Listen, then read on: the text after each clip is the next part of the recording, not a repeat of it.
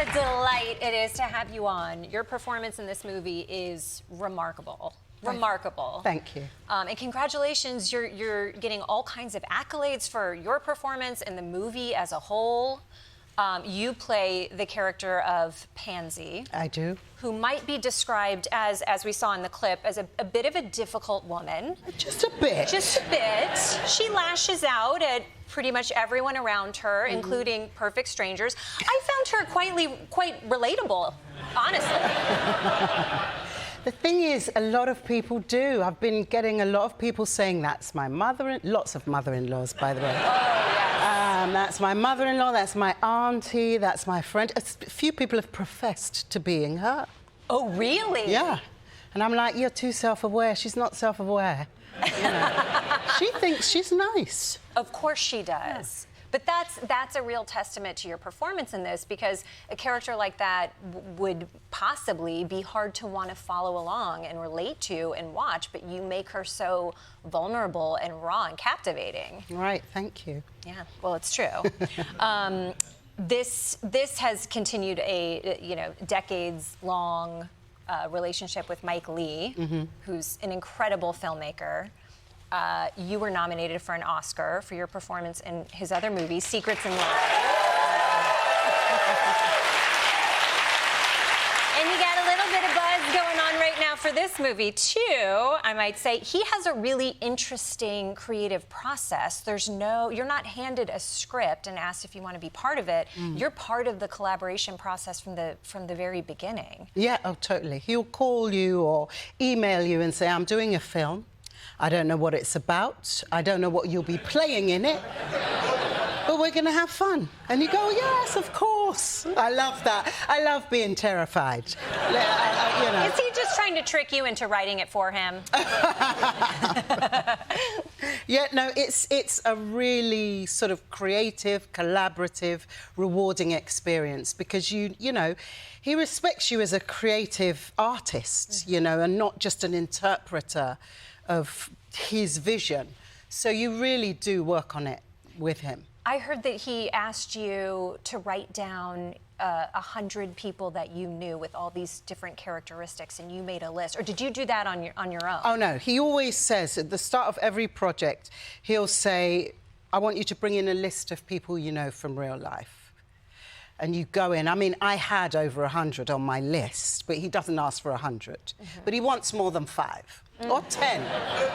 You are an overachiever. I would have been like, how's 6? You're like, I'll give you 100. I think it was about 140, actually. Oh, my God. And you sit there and you describe them all to him and talk about them. And it's like being in a therapy session, only you're analysing someone else. And then, you know, that list gets smaller and smaller and smaller until you settle on about between 3 and 5 people. And then you do these exercises to merge them until you've got one person, and then you start building the character from there. And days and days and days of improv with the other actors who are cast, who are also phenomenal in the movie. I mean, all the performances in the movie are fantastic. Yes. Absolutely. You can say that. I'm curious because you did so much improv for this character and you were part of the collaboration process. Was someone like Pansy hard to shake? When you went home, would you bring a little Pansy home with you? You know what? We've got a really disciplined process. We never refer to ourselves as the character. It's always in the third person. You never say I, otherwise he'll kill you. So you're used to getting out of character, but I'd have her thoughts in my head. So I started to sort of hear her voice with me, saying, look at him, what's he got that shirt on for? Looks awful. You know, and I'd be like, shut up, Pansy, please, just leave me alone. But when I got home, I'd cook, I'd play music, drink wine, all the things she doesn't like doing. Right. So I was like, yes, to shake her I own me. It's me. Yes. Yeah. I imagine that she comes in handy every now and again. Like, I was thinking after I watched the movie, I kept thinking about that character. I think, what would Pansy think about this? So I was wondering if you would play a little game with us. And I'm curious how Pansy would react to some of these news stories and things in the world. Well, we'll see if we can conjure her. Okay. Do you have a process? Do you need to? I'll warm up slightly. Okay, warm up scene. All right. First question. How does Pansy feel about AI? What's that? That tracks.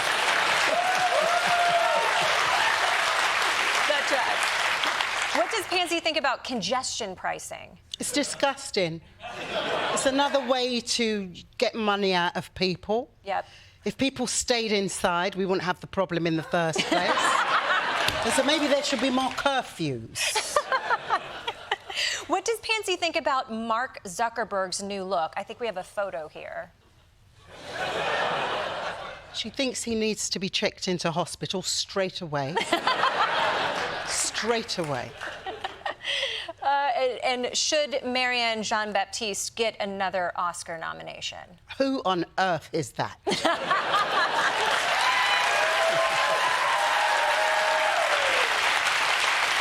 I think this world needs a little more Pansy in it. I really do.